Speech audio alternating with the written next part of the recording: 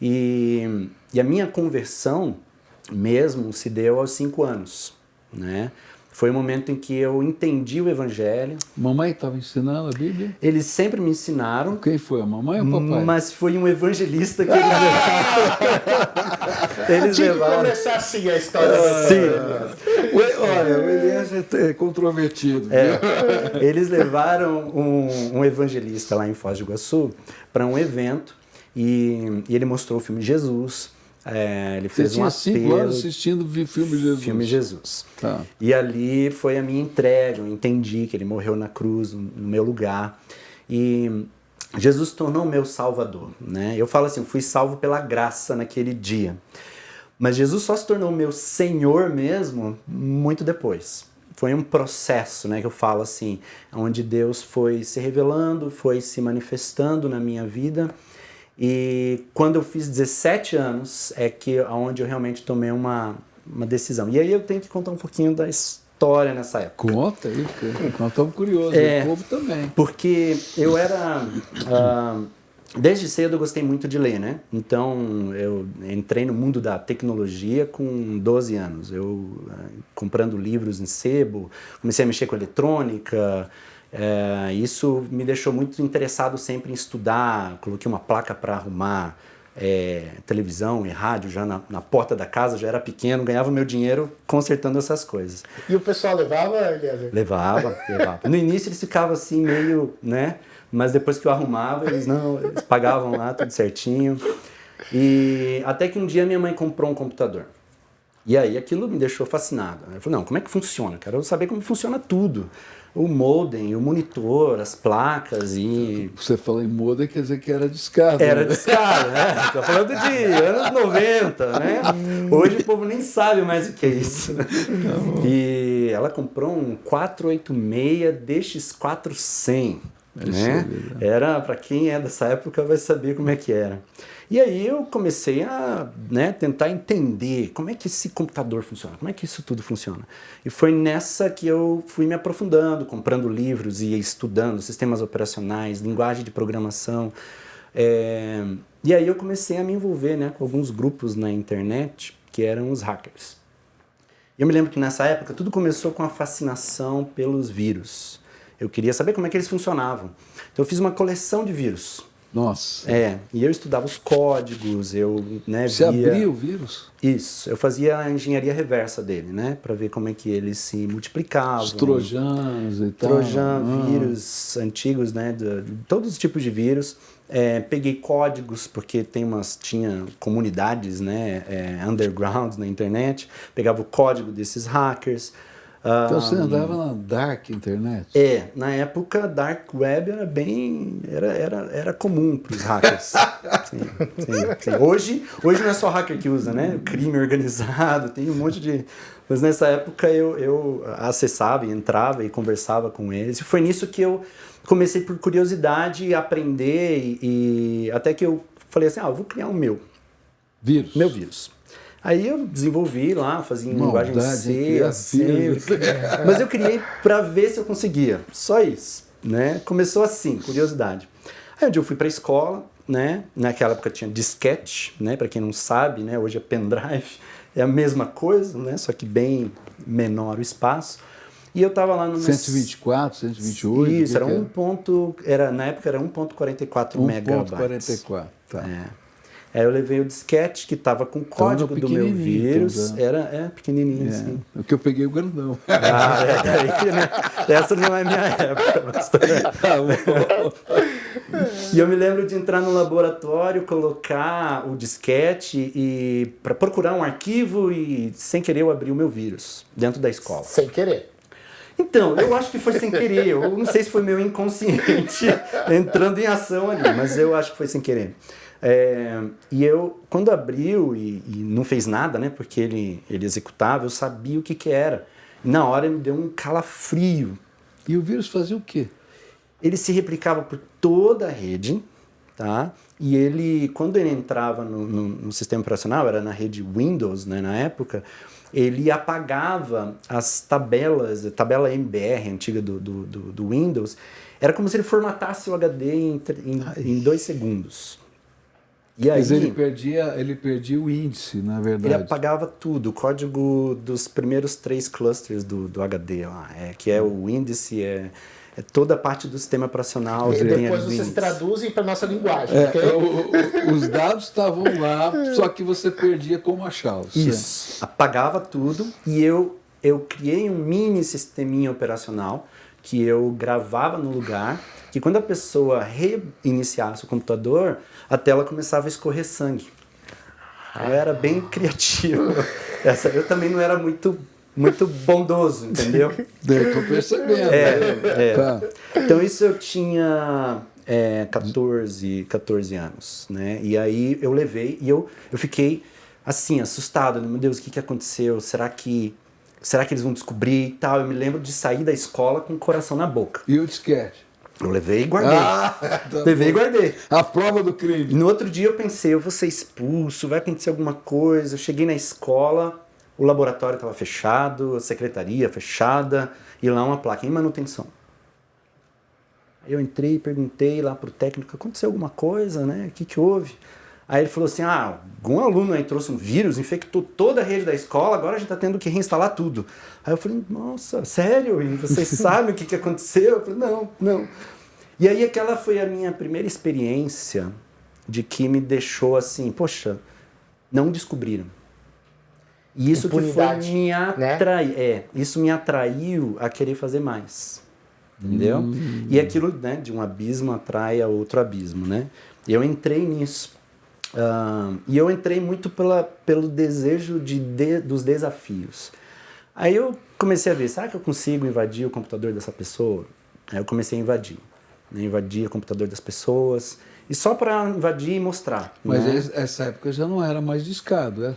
Era discado. Ainda Era assim, tudo você discado. entrava no Eu computador? entrava. Mas então você entrava em servidores, porque no pessoal era mais difícil. Não, pastor, tem formas de você Deixa eu identificar falar, quando a pessoa... Deixa eu falar. Não, porque no discado Sim, era mais sim, difícil, era mais... Não, eu sei, mas se eu O mandasse cara tinha que estar online junto com você, Sim, na mesma sim. hora, no mesmo momento, tal, etc. Mas aí eu deixava o meu computador ligado e eu mandava uma mensagem para a pessoa. Quando ela acessava aquela mensagem, eu sabia no exato momento, o meu código rodava e eu tinha acesso à máquina da pessoa. Tá bom. Então, era mais ou menos assim. Então, o que acontece? Eu fui, e isso foi me levando a fazer criar novos cavalos de Troia, né, Trojan. E aí aquilo não era mais suficiente. Poxa, invadir computador de pessoas eu quero invadir servidores.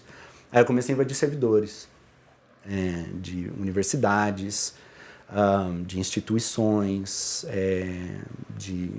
do governo, né, que não vou dizer o nome aqui, de empresas. E aí era muito do desafio. Eu me lembro que na época, né, surgiu uma notícia da empresa tal, multinacional, não paga para uma pessoa do Brasil um negócio. Eu falei, eu vou invadir essa empresa. Invadia e mudava toda a página do servidor e fazia lá algumas coisas. Normalmente colocava alguma coisa política ou colocava só alguma manifestação. Era a maneira de eu me expressar ali, né? Às vezes era simplesmente uma maneira de fazer um desafio. Uma vez uma universidade comprou sistema de segurança, colocou muito caro lá, e eles fizeram uma divulgação, porque não, é um sistema super seguro. Eu falei, é seguro? Então eu vou invadir esse negócio. Então eu invadi. E isso foi, né, até os meus 17 anos. E até que a polícia me encontrou, né? Eu não sei não me lembro exatamente o que foi. Eu acho que eu tinha levado um fora de uma menina. Mas naquele dia eu tava que eu fui pro computador e eu descarreguei. Eu invadi um monte de computador e eu não apaguei os rastros. E aí foi uma bênção eu não ter apagado os rastros. Porque eu tava com 17 anos. Se eu tivesse 18, tudo seria diferente. Estaria na cadeia. Estaria na cadeia. Então, a polícia, ela entrou em contato com a provedora. Né? O policial entrou em contato com a provedora, naquela época, né? Você tinha que ter. E ele ligou para mim, porque eu que tinha feito contrato, né, da provedora. Ele ligou para mim e falou, eu queria falar com o Eliezer. Aí eu falei, sou eu. Ele falou, eu tô te ligando porque a polícia acabou de entrar em contato comigo. eles estão pedindo os dados da sua conta, porque você foi identificado por ter invadido várias empresas e eles querem os seus dados. E por uma questão ética, você é meu cliente, eu estou te ligando para avisar que eu estou passando os dados agora para eles. Tá? Vou desligar a ligação, deu... Opa, sabe aquele Me pegaram. frio? Me pegaram. Me pegaram. E eu, na hora, eu pensei assim, meu Deus do céu, vai ser polícia ao redor da minha casa, vão arrombar a porta, vão entrar com... Não quero isso, e meu pai é pastor. Você morava onde na época, pastor? Morava aqui em Curitiba. É. E aí o meu Você pai não é morava pastor. no fundo da igreja, não, né? Não. Meu pai é pastor. Eu naquilo eu perguntei pro policial, e aí eu perguntei pro dono da provedora, eu falei assim, me dá o número do policial. Aí ele me deu um número. Eu falei, obrigado, tal. E eu me lembro que logo depois eu saí e eu fui ligar para ele. Eu falei, seu policial, eu sou o Eliezer, você acabou de receber meus dados, minha informação. Eu tô me apresentando, não preciso vir aqui, né? Eu quero me apresentar para conversar. Dele, então tá bom, você que é o Eliezer, sim, então tá bom. Daqui a 2 dias, venha para esse endereço, a gente vai sentar, a gente vai conversar. Tô chamando o advogado, tal, e não sei o que, tá bom. E nisso, eu voltei, né, para casa ali e eu tava... E o seu pai e sua mãe não sabiam de nada. Meu pai e minha mãe foram saber anos depois. Anos depois? Sim. Cara eu tive coragem para contar isso para eles no dia? Meu Teve, Deus. né? E você arrumou advogado? Então, olha só. Olha só. Ai, meu Deus do céu. O policial marcou 2 dias. E aqueles foram os 2 piores dias da minha vida. Esperando aquele encontro. Mas também, pastor, foram os 2 melhores dias. Porque naqueles 2 dias, primeiro, eu li todo o Código Civil, né? Para poder entender quais eram os meus direitos, o que eu podia, o que não era. Eu li até a Constituição para entender o que eu precisava conversar. Coisas que não tem nenhum sentido, né? Inclusive. E eu comecei a orar, como eu não orava antes. E é aquilo, né? No desespero, né? Deus permite que algumas coisas aconteçam. E eu comecei a orar e falar com Deus. Deus me perdoa, né? E aí Deus começou a falar de uma forma que eu nunca tinha ouvido até então, né? Deus falando, eu falei assim, ajuda por quê? Você só quer fugir das consequências do teu pecado. Não, me perdoa, me ajuda. Não, eu não sou teu Deus, sou o Deus dos teus pais. Você vai na igreja, você já leu a Bíblia inteira, mas... Você já tinha lido a Bíblia? Já tinha lido a Bíblia inteira 2 vezes. Mas eu não sou Deus. Você não acredita no que está ali escrito. E por que você vem agora para mim? Aí é verdade. Falei, Deus, eu tenho tratado Deus como uma pessoa que só perdoa os meus pecados. Mas eu não tenho um relacionamento pessoal. Ele não é meu Senhor. E aí naquele dia eu decidi entregar minha vida. Eu falei assim, não, Deus, tudo. O Senhor tem que ser o Senhor da minha vida. Eu quero fazer um compromisso contigo. Eu nunca mais vou hackear, eu nunca mais vou fazer isso.